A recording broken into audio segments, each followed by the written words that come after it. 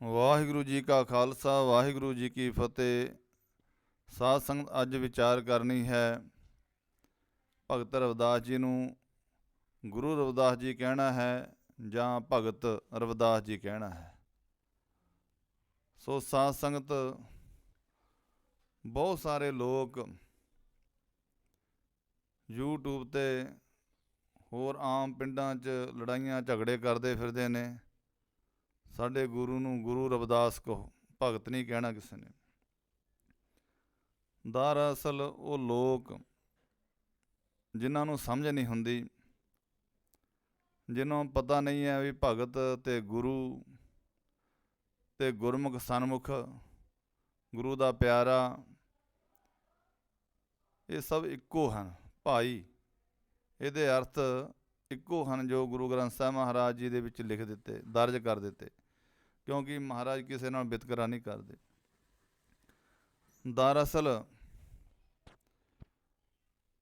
ਗੁਰੂ ਤਾਂ ਉਹ ਵੀ ਹੋ ਸਕਦਾ ਜਿਹਨੇ ਸਾਨੂੰ ਸਿਕਸ਼ਾ ਦਿੱਤੀ ਹੈ, ਜਿਹਨੇ ਕੋਈ ਆਪਣਾ ਕੋਈ ਕੰਮ ਸਿਖਾ ਦਿੱਤਾ, ਲੱਕੜੀ ਦਾ ਕੰਮ ਸਿਖਾ ਦਿੱਤਾ, ਉਹਨੂੰ ਵੀ ਗੁਰੂ ਕਹਿ ਦਿੰਦੇ ਆ। ਪਹਿਲਾ ਗੁਰੂ ਮਾਤਾ ਪਿਤਾ ਹੈ ਬੱਚੇ ਦਾ, ਜਿਹਨੇ ਉਂਗਲੀ ਫੜ ਕੇ ਤੁਰਨਾ ਸਿਖਾਇਆ, ਕੋਈ ਗੱਲਾਂ ਬਾਤਾਂ ਸਮਝਾਈਆਂ, ਬੋਲੀ ਸਿਖਾਈ। ਦੂਜਾ ਗੁਰੂ ਹੋ ਗਿਆ ਟੀਚਰ ਮਾਸਟਰ, ਜਿਨ੍ਹਾਂ ਨੇ ਵਿੱਦਿਆ ਪੜ੍ਹਾਈ। ਤੀਜਾ ਗੁਰੂ ਪਰਮਾਰਥਕ ਦਾ ਹੋ ਗਿਆ, ਜਿਹਨੇ ਗਿਆਨ ਗੁਰਬਾਣੀ ਦੱਸੀ।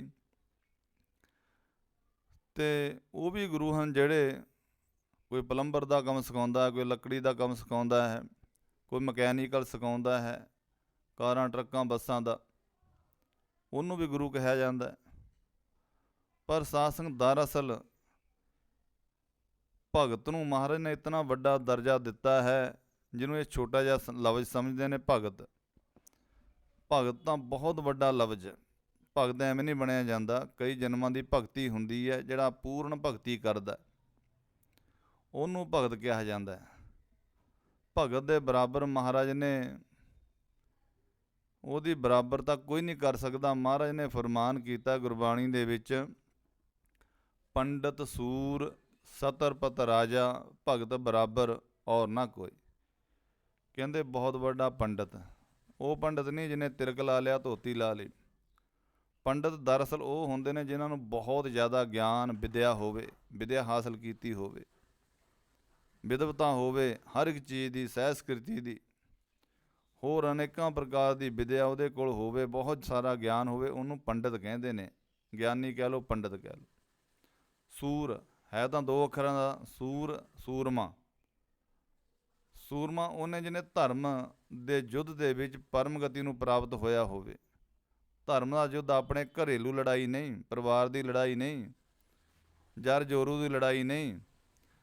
ਜਿਹਨੇ ਸੰਸਾਰ ਦੇ ਭਲੇ ਵਾਸਤੇ, ਦੁਨੀਆ ਦਾ ਭਲਾ ਹੁੰਦਾ ਹੋਵੇ, ਸੰਗਤਾਂ ਦਾ ਭਲਾ ਹੁੰਦਾ ਹੋਵੇ, ਉੱਥੇ ਆਪਣਾ ਸੀਸ ਦਿੱਤਾ ਹੋਵੇ, ਉਹ ਯੁੱਧ ਵਿੱਚ ਸ਼ਹੀਦ ਹੋਇਆ ਹੋਵੇ, ਉਹਨੂੰ ਸੂਰਮਾ ਕਹਿੰਦੇ ਨੇ। ਜਿਹੜਾ ਪਿੱਠ ਦਿਖਾ ਕੇ ਨਹੀਂ ਭੱਜਦਾ, ਮਹਾਰਾਜ ਕਹਿੰਦੇ ਸੂਰਮੇ ਦੀ ਵੀ ਪਰਮ ਗਤੀ ਹੋਇਆ ਕਰਦੀ ਹੈ, ਉਹ ਸੂਰਮਾ ਹੋਵੇ। ਅਤੇ ਛਤਰਪਤ ਰਾਜਾ, ਜਿਹਨੇ ਅਨੇਕਾਂ ਰਾਜੇ, ਜਿਹਨੇ ਪਹਿਲਾਂ ਰਾਜੇ ਰਿਆਸਤਾਂ ਹੁੰਦੀਆਂ ਸੀ, ਇੱਕ ਰਾਜਾ ਸਭ ਤੋਂ ਵੱਡਾ ਮੰਨਿਆ ਜਾਂਦਾ ਸੀ।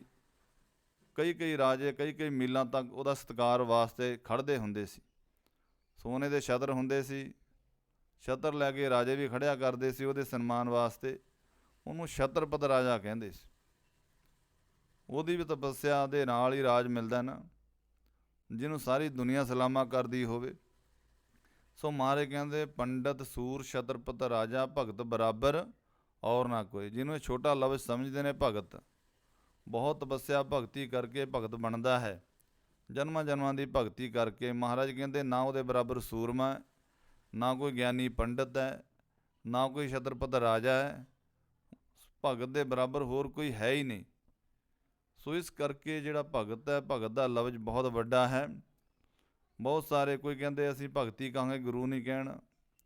ਜੇ ਗੁਰੂ ਵੀ ਕਹਿ ਲਓ ਮਾੜੀ ਗੱਲ ਨਹੀਂ।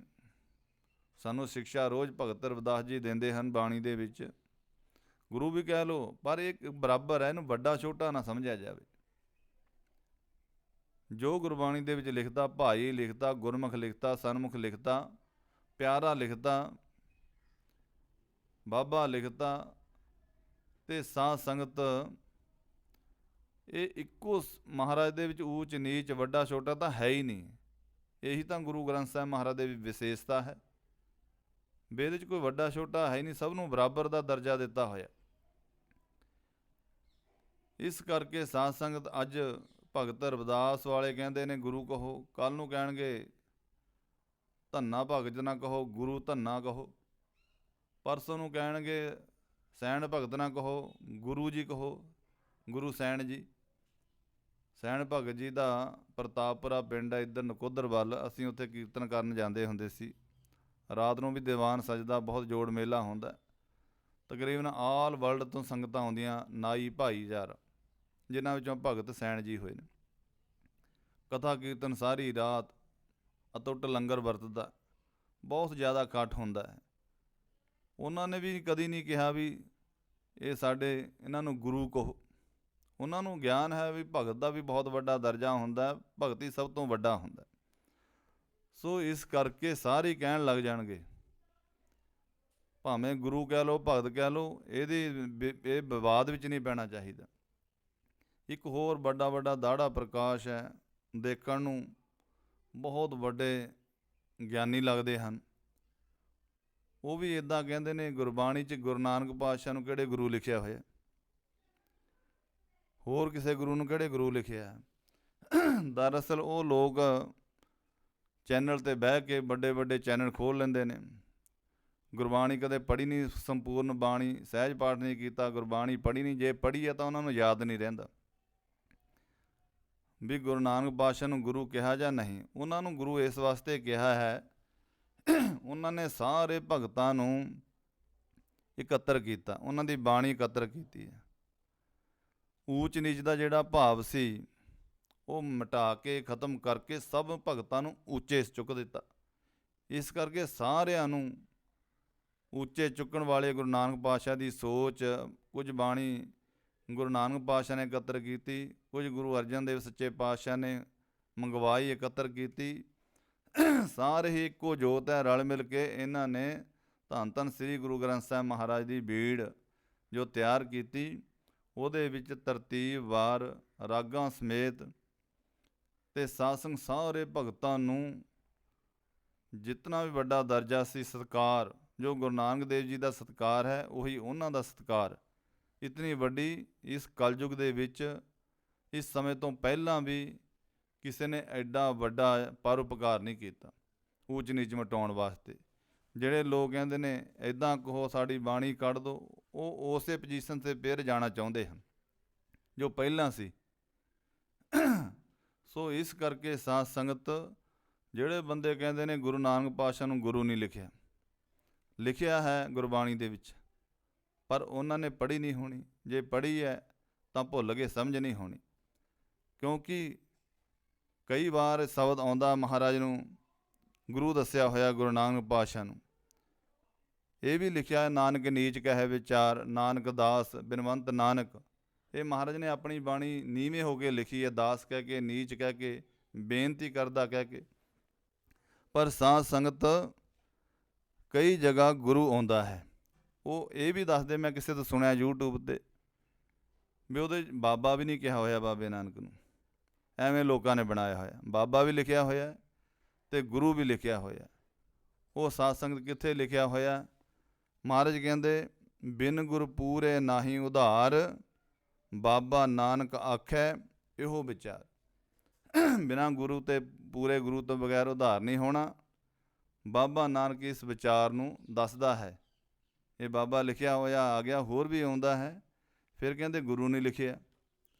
ਮਹਾਰਾਜ ਕਹਿੰਦੇ, ਸਤਿਯੁਗ ਤੈ ਮਾਣਿਓ ਚੱਲਿਓ, ਬਲ ਬਾਵਨ ਭਾਇਓ। ਵੀ ਸਤਿਯੁਗ ਦੇ ਵਿੱਚ ਬਲ ਬੌਣਾ ਹੋ ਕੇ ਬਲ ਰਾਜੇ ਨੂੰ ਚੱਲਿਆ, ਤਾਂ ਉਹਦੇ ਅੱਗੇ ਗੁਰੂ ਨਹੀਂ ਲੱਗਿਆ। ਬਲ ਬਾਵਨ ਭਾਇਓ, ਤ੍ਰੇਤੈ ਤੈ ਮਾਣਿਓ ਰਾਮ ਰਘੁਵੰਸ਼ ਕਹਾਇਓ। ਤ੍ਰੇਤੇ ਯੁੱਗ ਵਿੱਚ ਤੂੰ ਅਵਤਾਰ ਲਿਆ ਰਘੂਵੰਸ਼ ਦੇ ਵਿੱਚ, ਅਤੇ ਰਾਮ ਕਹਾਇਆ, ਉਹਦੇ ਅੱਗੇ ਵੀ ਗੁਰੂ ਨਹੀਂ ਲੱਗਿਆ। ਰਾਮ ਰਘੁਵੰਸ਼ ਕਹਾਇਓ। ਦੁਆਪਰ ਕ੍ਰਿਸ਼ਨ ਮੁਰਾਰ, ਉਹਨਾਂ ਦੀ ਸਿਫਤ ਕੀਤੀ ਹੈ, ਪਰ ਗੁਰੂ ਨਹੀਂ ਲੱਗਿਆ। ਦੁਆਪਰ ਕ੍ਰਿਸ਼ਨ ਮੁਰਾਰ ਕੰਸ ਕਿਰਤਾਰਥ ਕੀਓ। ਦੁਆਪਰ ਦੇ ਵਿੱਚ ਪਰਉਪਕਾਰ ਕੀਤਾ ਸ੍ਰੀ ਕ੍ਰਿਸ਼ਨ ਜੀ ਨੇ। ਉਗਰਸੈਨ ਤੋਂ ਕੰਸ ਨੇ ਰਾਜ ਖੋਹ ਲਿਆ ਸੀ ਆਪਣੇ ਪਿਤਾ ਤੋਂ, ਉਹਨੂੰ ਕੱਢ ਦਿੱਤਾ ਸੀ, ਜ਼ੁਲਮ ਕੀਤਾ ਸੀ। ਉਹ ਜ਼ੁਲਮ ਦਾ ਖਾਤਮਾ ਕਰਨ ਵਾਸਤੇ ਕੰਸ ਨੂੰ ਖਤਮ ਕੀਤਾ, ਫਿਰ ਉਸ ਦੇ ਪਿਤਾ ਨੂੰ ਰਾਜ ਦਵਾਇਆ ਉਗਰਸੈਨ ਨੂੰ। ਦੁਆਪਰ ਕ੍ਰਿਸ਼ਨ ਮੁਰਾਰ ਕੰਸ ਕਿਰਤਾਰਥ ਕੀਓ, ਉਗਰਸੈਨ ਕੋ ਰਾਜ ਅਭੈ ਭਗਤੈ ਜਨ ਦੀ। ਸਾਧ ਸੰਗ ਹੁਣ ਆ ਗਿਆ ਕਲਯੁਗ। ਕਲਯੁਗ ਦੇ ਵਿੱਚ ਮਹਾਰਾਜ ਫਰਮਾਨ ਕਰਦੇ ਗੁਰਬਾਣੀ ਦੇ ਵਿੱਚ, ਕਲਯੁਗ ਪ੍ਰਮਾਣ ਨਾਨਕ ਗੁਰ ਅੰਗਦ ਅਮਰ ਕਹਾਇਓ। ਹੁਣ ਜਿਹੜਾ ਗੁਰੂ ਲਿਖਿਆ ਹੋਇਆ ਹੈ ਨਾਨਕ ਗੁਰ ਅੰਗਦ ਅਮਰ ਕਹਾਇਓ, ਦੋਵਾਂ ਦੇ ਵਿਚਾਲੇ ਕਿਉਂ ਲਿਖਿਆ ਹੋਇਆ? ਜਿਹੜੇ ਕਿਸੇ ਗੁਰੂ ਤੋਂ ਸਿੱਖਿਆ ਲੈਂਦੇ ਨੇ ਉਹ ਦੱਸਦੇ ਨੇ ਬਹੁਤ ਸਾਰੇ ਇਹੋ ਜਿਹੇ ਸ਼ਬਦ ਗੁਰਬਾਣੀ 'ਚ ਨੇ ਜਿਹੜੇ ਵਿਚਾਲੇ ਆਉਂਦੇ ਨੇ, ਜਿਵੇਂ ਲੱਖ ਆਗਾਸਾਂ ਆਗਾਸ ਪਾਤਾਲਾਂ ਪਾਤਾਲ, ਆਗਾਸਾਂ ਆਗਾਸ ਲੱਖ ਪਾਤਾਲਾਂ ਪਾਤਾਲ, ਇਹਨੂੰ ਕਹਿੰਦੇ ਨੇ ਦੇਹਲੀ ਦੀਪਕ ਸ਼ਬਦ। ਜਿਵੇਂ ਦੇਹਲੀ ਦੇ ਵਿੱਚ ਦੀਵਾ ਰੱਖ ਦਿੱਤਾ ਜਾਵੇ, ਉਹਦਾ ਚਾਨਣ ਬਾਹਰ ਵੀ ਰਹਿੰਦਾ ਅੰਦਰ ਵੀ ਰਹਿੰਦਾ। ਇਸ ਕਰਕੇ ਜਿਹੜਾ ਇਹੋ ਜਿਹਾ ਸ਼ਬਦ ਦੋਵਾਂ ਦੇ ਵਿਚਾਲੇ ਲਿਖਿਆ ਹੋਵੇ ਉਹ ਦੋਹਾਂ ਪਾਸੇ ਅਰਥ ਰੱਖਦਾ ਹੁੰਦਾ, ਮੈਨੇ ਰੱਖਦਾ।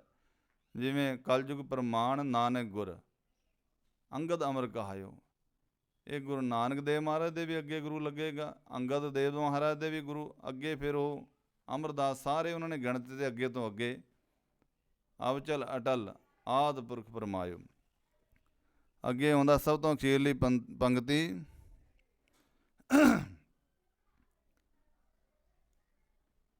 ਸੋ ਗੁਰੂ ਅਵਚਲ ਅਟਲ ਆਦਿ ਪੁਰਖ ਫਰਮਾਇਓ, ਅੰਗਦ ਅਮਰ ਕਹਾਇਓ, ਸ੍ਰੀ ਗੁਰੂ ਅਵਚਲ ਅਟਲ ਆਦਿ ਪੁਰਖ ਫਰਮਾਇਓ।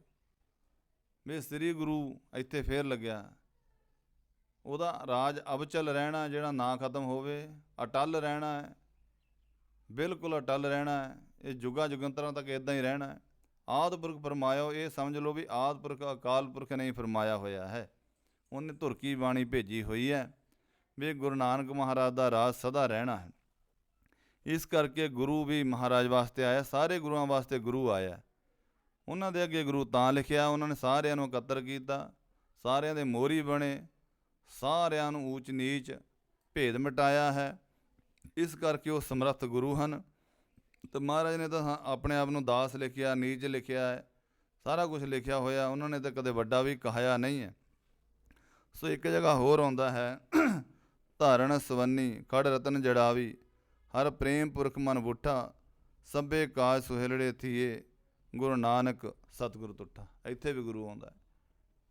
ਹਾਲੇ ਮੈਨੂੰ ਬਹੁਤ ਸਾਰੀਆਂ ਪੰਕਤੀਆਂ ਵਿਸਰ ਗਈਆਂ ਹੋਣਗੀਆਂ, ਬਹੁਤ ਸਗਾ ਹੋਰ ਵੀ ਗੁਰੂ ਆਉਂਦਾ ਹੋਵੇਗਾ, ਪਰ ਸਾਧ ਸੰਗਤ ਇਹ ਲੋਕ ਜਿਹੜੇ ਆ ਬੁੱਧੂ ਬਣਾਉਣ ਵਾਲੇ ਬੜੇ ਚਤਰ ਬਣਦੇ ਹਨ ਆਪਣੇ ਆਪ ਨੂੰ। ਪਤਾ ਨਹੀਂ ਕਿਸੇ ਏਜੰਸੀਆਂ ਦੇ ਬੰਦੇ ਹਨ, ਕੌਣ ਹਨ, ਇਹ ਤਾਂ ਸਮਝ ਨਹੀਂ ਆਉਂਦੀ, ਜਾਂ ਇਹਨਾਂ ਨੂੰ ਗਿਆਨ ਨਹੀਂ ਹੈ। ਇਹ ਭੋਲੇ ਭਾਲੇ ਲੋਕ ਇਹਨਾਂ ਨੂੰ ਬਹੁਤ ਭਰਮ ਭੁਲੇਖਾ ਪਾਉਂਦੇ ਨੇ, ਸੰਸ਼ੇ ਵਿੱਚ ਪਾਉਂਦੇ ਨੇ। ਗੁਰਬਾਣੀ ਸੰਸ਼ੇ 'ਚੋਂ ਕੱਢਦੀ ਹੈ, ਇਹ ਭਰਮ ਭੁਲੇਖਿਆਂ ਸੰਸ਼ਿਆਂ ਵਿੱਚ ਪਾਉਂਦੇ ਹਨ। ਇਹਨਾਂ ਤੋਂ ਬਚ ਕੇ ਰਹਿਣਾ ਚਾਹੀਦਾ। ਇੱਕ 'ਤੇ ਹੀ ਭਰੋਸਾ ਨਹੀਂ ਕਰਨਾ ਚਾਹੀਦਾ। ਜੇ ਕਿਸੇ ਨੇ ਦੱਸਦਾ ਵੀ ਇੱਦਾਂ ਹੋ ਗਿਆ, ਇਹ ਨਹੀਂ ਕਹਿਣਾ ਚਾਹੀਦਾ, ਇਹ ਕਰਨਾ ਚਾਹੀਦਾ। ਫਿਰ ਕਿਸੇ ਚੰਗੇ ਗਿਆਨੀ ਤੋਂ, ਸੰਪਰਦਾਇ ਗਿਆਨੀ ਤੋਂ ਪੁੱਛ ਲੈਣਾ ਚਾਹੀਦਾ, ਖੋਜ ਕਰਨੀ ਚਾਹੀਦੀ ਹੈ, ਫਿਰ ਮੰਨਣਾ ਚਾਹੀਦਾ। ਇੱਦਾਂ ਕਿਸੇ ਦੀ ਗੱਲ ਨਾ ਮੰਨੋ। YouTube 'ਤੇ ਬੜਾ ਕੁਝ ਚੱਲਦਾ ਹੈ ਗੁਰਬਾਣੀ ਨਾਲੋਂ ਤੋੜਨ ਵਾਸਤੇ ਸਾਧ ਸੰਗਤ। ਇਸ ਕਰਕੇ ਭਗਤ ਦਾ ਦਰਜਾ ਬਹੁਤ ਵੱਡਾ ਹੈ। ਕੁਝ ਕਹਿ ਲਓ, ਭਾਈ ਕਹਿ ਲਓ, ਭਗਤ ਕਹਿ ਲਓ, ਗੁਰਮੁਖ ਕਹਿ ਲਓ, ਇਹ ਵੱਡੇ ਸ਼ਬਦ ਨੇ। ਭਾਈ ਵੀ ਦੇਖਣ ਨੂੰ ਆਪਾਂ ਆਮ ਭਾਈ ਵਰਤਦੇ ਹਾਂ, ਤਾਂ ਕਰਕੇ ਛੋਟਾ ਲੱਗਦਾ। ਭਾਈ ਬਣਨਾ ਪਤਾ ਕਿੰਨਾ ਔਖਾ? ਭਾਈ ਬਣਨਾ ਬਹੁਤ ਹੀ ਔਖਾ ਹੈ। ਭਾਈ ਲਾਉਣਾ ਬਹੁਤ ਵੱਡਾ ਸ਼ਬਦ ਹੈ। ਇਹ ਕਿਤੇ ਫੇਰ ਵਿਚਾਰ ਕਰਾਂਗੇ ਭਾਈ ਦਾ ਅਰਥ ਕੀ ਹੈ। ਸੋ ਇਸ ਕਰਕੇ ਸਾਧ ਸੰਗਤ ਭੁੱਲਾਂ ਚੁੱਕਾਂ ਦੀ ਖਿਮਾ ਕਰਨੀ। ਵਾਹਿਗੁਰੂ ਜੀ ਕਾ ਖਾਲਸਾ, ਵਾਹਿਗੁਰੂ ਜੀ ਕੀ ਫਤਿਹ।